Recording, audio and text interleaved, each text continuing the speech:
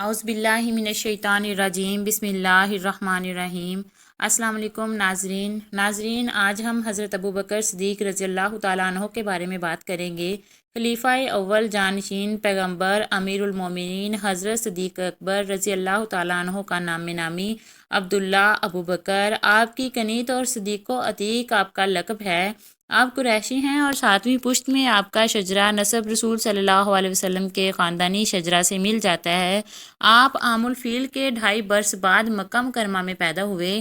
آپ اس قدر جامع الکمالات اور مجمع الفضائل ہیں کہ انبیاء علیہ السلام کے تمام اگلے اور پچھلے انسانوں میں سب سے افضل و اعلیٰ ہیں۔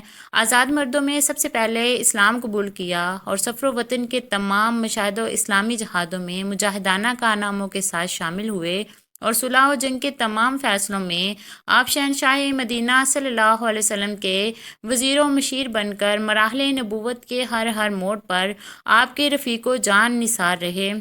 2 برس 3 ماہ 11 دن مسند خلافت پر رونق افروز 13 ہجری منگل کی رات وفات پائی۔ حضرت عمر فاروق رضی اللہ تعالیٰ عنہ نے نماز جنازہ پڑھائی اور روضہ منورہ میں حضور رحمت عالم صلی اللہ علیہ وسلم کے پہلوئے مقدس میں دفن ہوئے۔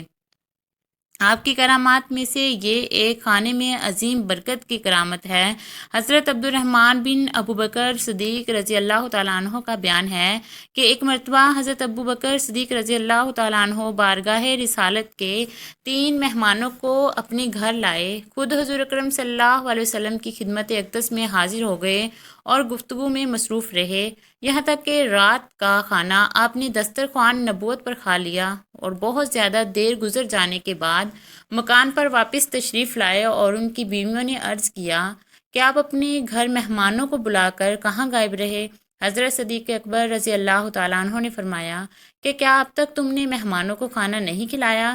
بیوی صاحبہ نے کہا کہ میں نے کھانا پیش کیا مگر ان لوگوں نے صاحب خانہ کی غیر موجودگی میں کھانا کھانے سے انکار کر دیا۔ یہ سن کر آپ رضی اللہ تعالیٰ عنہ اپنے صاحبزادے حضرت عبد الرحمن رضی اللہ تعالیٰ عنہ پر بہت زیادہ خفا ہوئے اور وہ خوف و دہشت کی وجہ سے چھپ گئے اور آپ کے سامنے نہیں آئے۔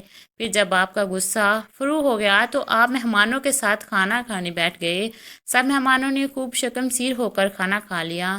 ان مہمانوں کا بیان ہے کہ جب ہم کھانے کے برتن میں سے لقمہ اٹھاتے تھے تو جتنا کھانا ہاتھ میں آتا تھا اس سے کہیں زیادہ کھانا برتن میں نیچے سے ابھر کر بڑھ جاتا تھا، اور جب ہم کھانے سے فارغ ہوئے تو کھانا بجائے کم ہونے کے برتن میں زیادہ سے زیادہ ہو گیا۔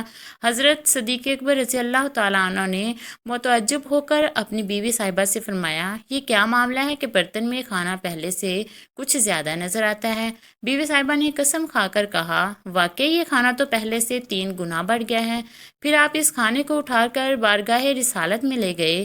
جب صبح ہوئی تو ناگہاں مہمانوں کا ایک قافلہ دربار رسالت میں اترا جس میں 12 قبیلوں کے 12 سردار تھے اور ہر سردار کے ساتھ بہت سے دوسرے شتر سوار بھی تھے۔ ان سب لوگوں نے یہی کھانا کھایا اور قافلے کے تمام سردار اور مہمانوں کو گروہ اس کھانے کا شکم سیر ہو کر آسودہ ہو گیا، لیکن پھر بھی اس برتن میں کھانا ختم نہیں ہوا۔ شک میں مادر میں کیا ہے؟ حضرت عروہ بن زبیر رضی اللہ تعالیٰ عنہ سے راوی ہے کہ امیر المومنین حضرت ابوبکر صدیق رضی اللہ تعالیٰ عنہ نے اپنے مرض وفات میں اپنی صاحبزادی ام المومنین حضرت عائشہ صدیقہ رضی اللہ تعالیٰ عنہ کو وصیت فرمائی۔ ارشاد فرمایا، میری پیاری بیٹی، آج تو میرے پاس جو میرا مال تھا وہ آج وارثوں کا مال ہو چکا ہے، اور میری اولاد میں تمہارے 2 بھائی عبد الرحمن و محمد، تمہاری 2 بہنیں ہیں، لہذا تم اپنے میرے مال کو قرآن مجید کے حکم کے مطابق تقسیم کر کے اپنا اپنا حصہ لے لینا۔ یہ سن کر حضرت عائشہ رضی اللہ تعالیٰ عنہ نے عرض کیا کہ ابا جان، میری تو ایک ہی بہن ہے، بی بی اسماء ہے، یہ میری دوسری بہن کون ہے؟ آپ رضی اللہ تعالیٰ عنہ نے فرمایا کہ میری بیوی بنت خارجہ جو حاملہ ہے، اس کے شکم میں لڑکی ہے، وہ تمہاری دوسری بہن ہے۔ چنانچہ ایسا ہی ہوا کہ لڑکی پیدا ہوئی جن کا نام ام کلثوم رکھا گیا۔ اس حدیث کے بارے میں حضرت علامہ تاج الدین سبکی رحمۃ اللہ علیہ نے تحریر فرمایا ہے کہ اس حدیث میں امیر المومنین حضرت ابوبکر صدیق رضی اللہ تعالیٰ عنہ کی 2 کرامتیں ثابت ہوتی ہیں۔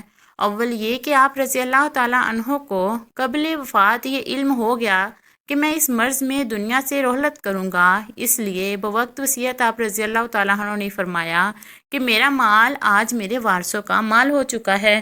دوم یہ کہ معاملہ کے شکم میں لڑکا ہے یا لڑکی، اور ظاہر ہے کہ ان دونوں باتوں کا علم یقیناً غیب کا علم ہے جو بلاشبہ بالیقین پیغمبر کے جانشین حضرت امیر المومنین ابو بکر صدیق رضی اللہ تعالیٰ عنہ کی دو عظیم الشان کرامتیں ہیں۔